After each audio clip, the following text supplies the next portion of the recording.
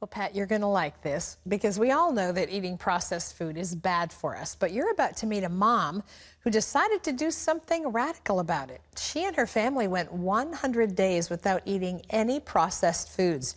She recorded their real food journey on her blog, and it exploded from 50 readers to millions all around the globe. Take a look. Lisa Leake is a popular blogger and a busy mom of two. 6 years ago, Lisa got a huge wake-up call when she learned the truth about what she was feeding her kids. After extensive research, Lisa relearned how to shop and cook with real food instead of processed food for her family. In her cookbook, 100 Days of Real Food, Lisa shares how a typical suburban family can survive and even thrive using recipes made with wholesome and familiar ingredients.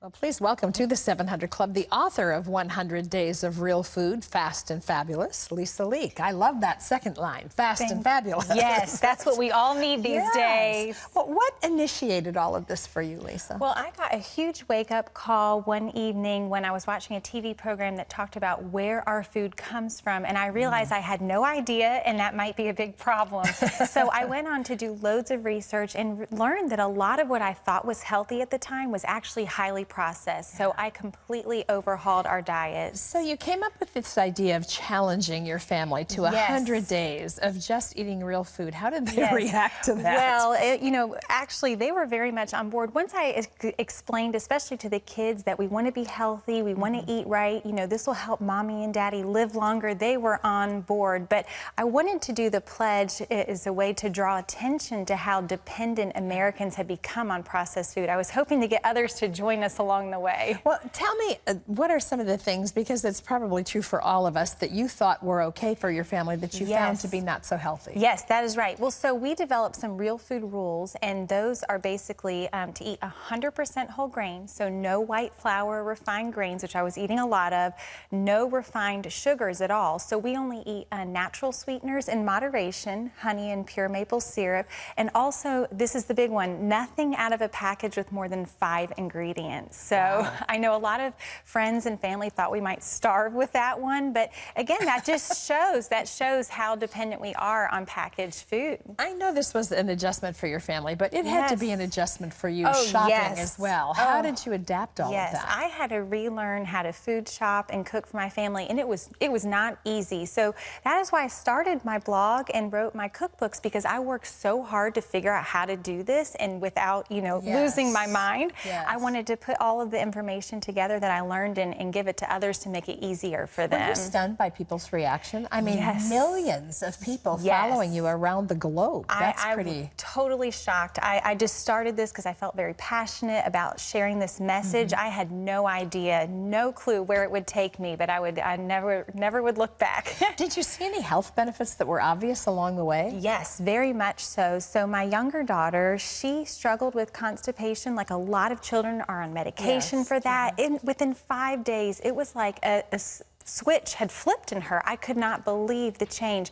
She also struggled with asthma a lot, and we saw an amazing improvement in her asthma.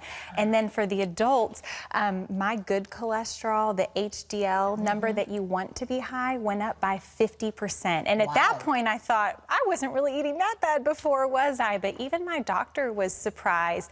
And then also we have more energy, and you know, really a lot of it changes. You just wonder what else is going on in your body that you can't measure or see. Well, you've done the homework for all of the rest of us, which is pretty wonderful, because it's sometimes hard, I think, with all the processed food to see what's good. So let's start down here. We're going to show you a typical day of real food, starting with breakfast. What do you have here? Well, and actually, breakfast is a great place to start. You know, people get overwhelmed trying to make changes, but if you just start with breakfast and clean that up first before you move on to the other meals of the day, it can really make a difference. So this is avocado toast, and it's topped with these lovely radishes. And even if you aren't a fan of radishes, I think this is a great dish to just try them. You know, this is about trying new foods, new whole foods as well. You could put cucumbers on there if you didn't like you could, or you could just leave the radishes off. But I really love this combination, and even my kids, they will devour this, believe it or not. It's good. Take a chance, make a change. And then you've got lunches here, a school lunch and a business lunch. Yes, that is right. So this is just an example of,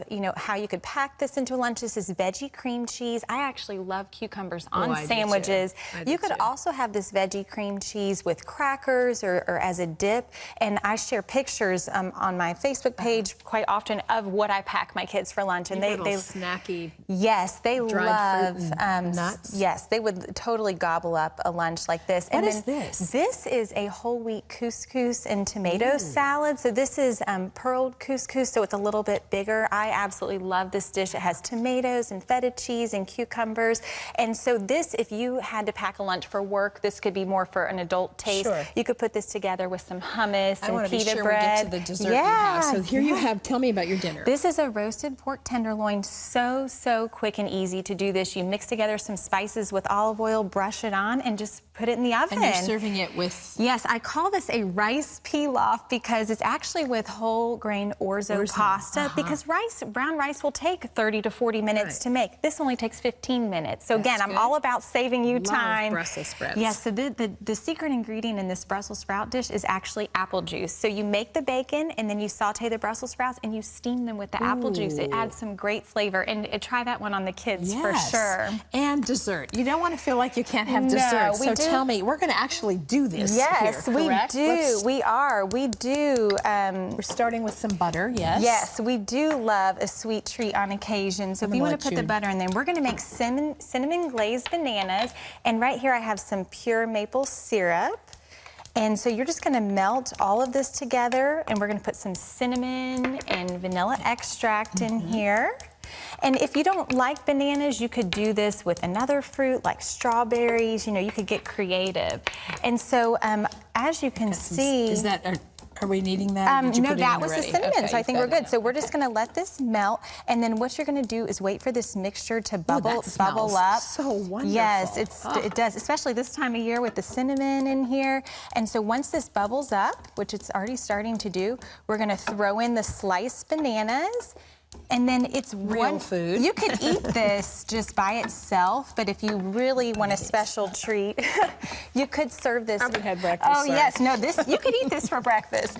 But so you could eat this by itself, or you could serve it over ice cream. Now, most store-bought ice cream is going to contain refined sugar, so that would be a special treat. Which now that our pledge is over, we'll have a special treat like that on occasion. Or I make homemade ice cream, and you can then which is fun for the whole family. Yes, so fun, and you can sweeten it with more natural sweetener, and you can also put less sweetener in there. So here we are, and so I'm going to... So you're just going to spoon, here's a spoon if you want to do that, and you're just going to spoon it over some of this ice cream. Heat off.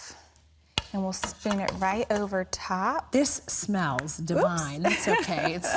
Think of it as decoration. Right? I know. Well, we can eat it without the ice cream too. So that's beautiful. Yeah, and it smells delicious. And so the whole theme of all the recipes in this book is to be, very quick and easy. You see how fast that came together.